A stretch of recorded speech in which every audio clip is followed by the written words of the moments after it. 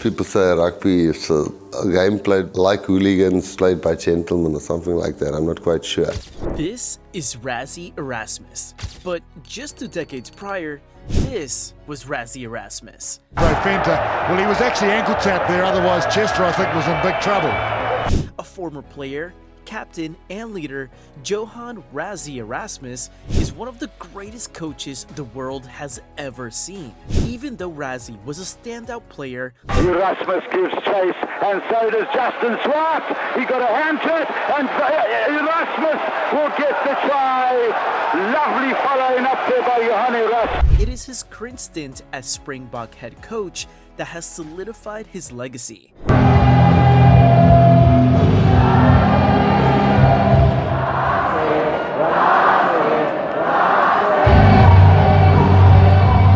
From dismantling the mighty All Blacks, Well, it's been dominant from the Springboks, especially up front.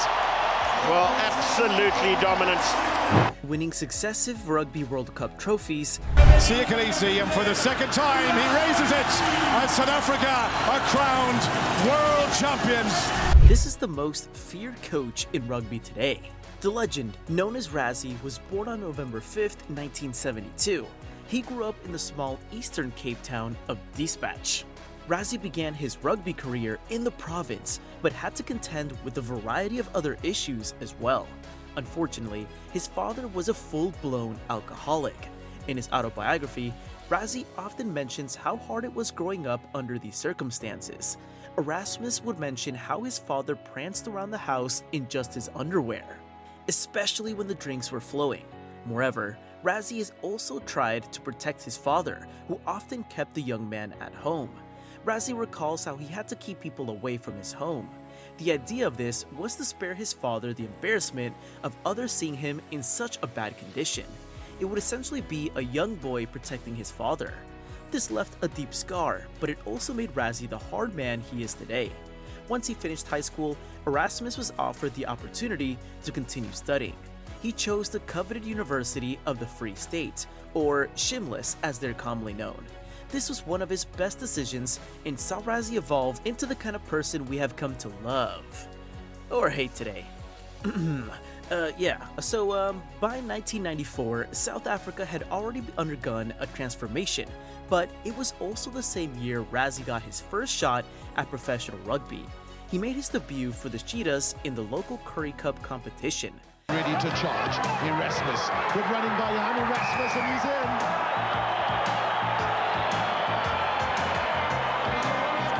After a few years of cutting his teeth locally, Erasmus was called up to the Cats. He would play for the South African side in the local Super 12 competition. Erasmus, best for the gap. He's got Yuri Creer on his outside, but he don't. While the Cats never truly shined in local competitions, it became a launching pad for Erasmus. The future Springbok coach was moving up in the world. He finally made it to the Springboks. The third and final test match between the South African Springboks and the British Lions. Changes in the pack as well. In fact, Rassie played a pivotal role during the 1997 to 1998 season. The Springboks managed to overcome nearly all opposition, winning 15 of 17 games. Dalton, Van der Westhuizen, is through Van der Westhuizen, continues that most remarkable try-scoring record of his. Moreover, things for Erasmus were about to get even better. The Springbok flanker was finally becoming a leader. By 1999, Rassie had been announced as the Cats' Super 12 captain. He led the underdog team to a first semi-final appearance. Unfortunately, the Cats just fell short against the Brumbies. The hold back, now a chance here. This is Machadi. He's got Mortock on the outside. Jerris Nicholas is covered, but to no avail. But things wouldn't go as planned. At the same time, Rassie and Cats coach Laurie Mains had a spat of words. The two finally chose to sever ties, effectively ending Rassie's stint with the Cats. Nevertheless, Rassie was still in the Springbok picture. He would earn the right to captain the Boks in the Tri-Nations game against the Wallabies, and followed this up by playing every game in the 1999 World Cup. Unfortunately, the Boks would bow out to the Wallabies in the semi-final. Drop goal from Larkham. Up it goes. Could you believe it? Under Erasmus, players like Joost van der Westhuizen and Janny de Beer all flourished. Unfortunately, the Springboks couldn't achieve any real success, and Erasmus was already transitioning into a coaching role. Moreover, Rassie began utilizing his strategic mind to develop younger players, adding a bit of coaching while finishing his career for the Stormers. Overall, his stint at the Boks was mostly average, but no one knew that more than 2 decades later, he would become the most revered name in rugby. After departing the Stormers, Rassie transitioned into a coaching role. His first taste of this would come when Rassie returned to the Cheetahs. At the same time, the Cheetahs were also included in the Super 14 competition. This move would put Rassie in front of a global stage, earning him another call-up to the green and gold, this time in a coaching capacity. Erasmus served as Springbok technical advisor for both the 2007 and 2011 Rugby World Cups. In fact, Rassie helped Jake White in leading the Boks to their second Webb Ellis Trophy. Did you check the William Webb Ellis Cup? Was our name still there? Yeah, I watched it carefully. It's 2 and then us and then 2 and then there's a gap. So, maybe there's a... Once Rassie finished his first stint at the Green and Gold, he served various other coaching roles at the Stormers and Munster. Meanwhile, Springbok rugby was in disarray. Losses to Japan. Sport I'd go as far as saying, not just in the game of rugby union, and victory it will be for the cherry blossoms. And Italy. Italian rugby has a renaissance. They have beaten the Springboks. Meant that the Springboks had their worst run of form ever. This is all under the leadership of coaches like Peter de Villiers, Alistair Coetzee, and Heineke Meyer. But Rugby South Africa chose to fix all this, bringing Rassie in as the South African director of rugby in 2017. The role would last just a year before Erasmus ascended to the role of head coach. Despite just having a year to prepare for the World Cup, Rassie began cleaning house. He completely disrupted the crimp box, allowing 13 players to make their debut in his first game in charge. The Boks narrowly overcame Wales on US soil. Fans and critics were not impressed, with many criticizing this strategy.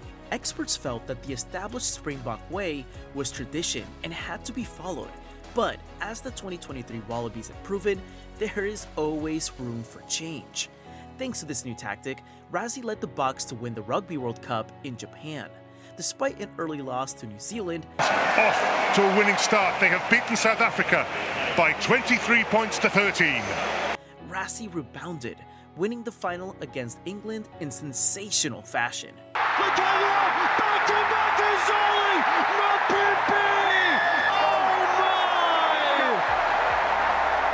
His momentum continued throughout the next 4 years. Rassie gave youngsters like Canon Moody and Kurt-Lee Arendse opportunities, both underrated but would play a massive role in the Springbok double.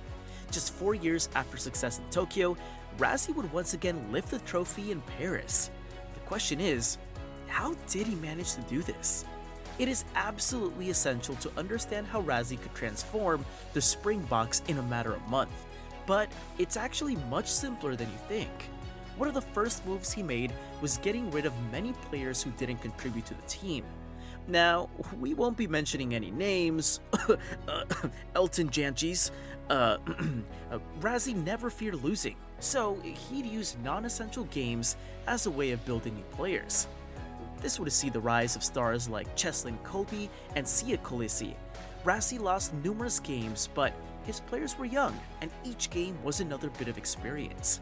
Once Erasmus brought home the 2019 Rugby World Cup, his mission was complete, or so everyone thought. But Rassie would expand on this strategy, using the time between these 2 World Cups to rebuild the Springboks.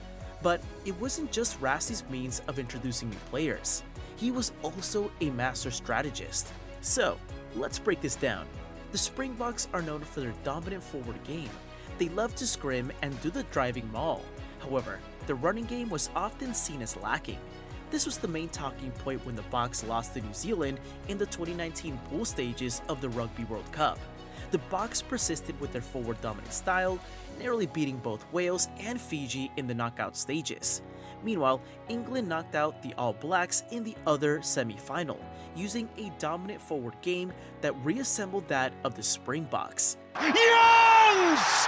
England go clear by 15! So, heading into the final, Rassie changed up the game plan completely, choosing to employ more of a running game instead. From Wilson, McPimpy putting him behind for back to Zoli, McPimpy! Rassie also got rid of the infamous box kick, opting to stretch the English defense with the wide ball. It paid massive dividends as the likes of Maro Itoje and Joe Marler simply could not keep up with the pace. One World Cup cycle later, Rassie followed a nearly identical strategy. He spent 4 years building a squad, losing many games along the line. But he was ready for Paris. The Boks would once again emerge victorious, winning the All Blacks by a single point. Despite stepping away into director role for the 2023 World Cup, everyone knew Rassie was in control. But once he started with the light show, everyone was baffled. Once again, Rassie, Erasmus and Jacques Nienaber were up to their tricks against Scotland. They seemed to have a light system to communicate different calls to the players on field. When Nienaber was asked about this, he simply said that it was for health and safety reasons. What these lights actually mean is still up for debate, but it did throw World Rugby into a tailspin, with calls of it being unfair emerging. Moreover, Rassie's knowledge of player psychology also became apparent. When the Boks played France in the 2023 quarterfinals, Rassie understood how intimidating it would be. The game was held in Paris, so the Bok coach devised a plan. He would essentially force his players to train while repeatedly playing the French anthem. The Boks squeaked the game by a single point. This is still considered the greatest rugby game ever played. This is what you love. He takes a long time in his wind-up, and this guy is super quick. But let's back up a little to what happened before the World Cup even started. Erasmus tried something new. Instead of choosing 6 forwards and 2 backline players, Rassie went for a bench of 7 forwards and 1 back. This would later become known as the Bomb Squad. Here comes the Bomb Squad. All 7 are about to be unleashed. After 50 minutes, Rassie introduced all 7 forwards at the same time. Essentially, he replaced his pack of forwards with fresh legs, and this would destroy the opposition.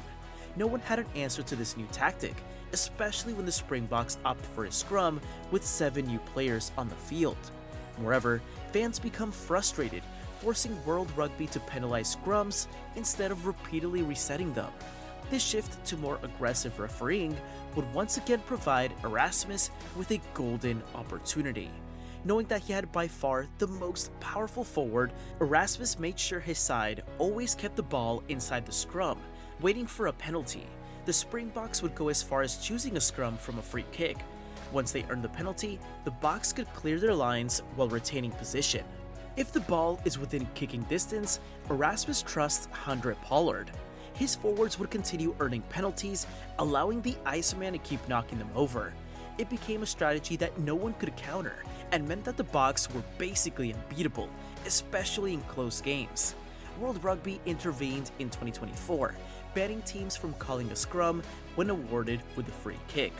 So, how will Rassie adapt now that World Rugby is singling him out?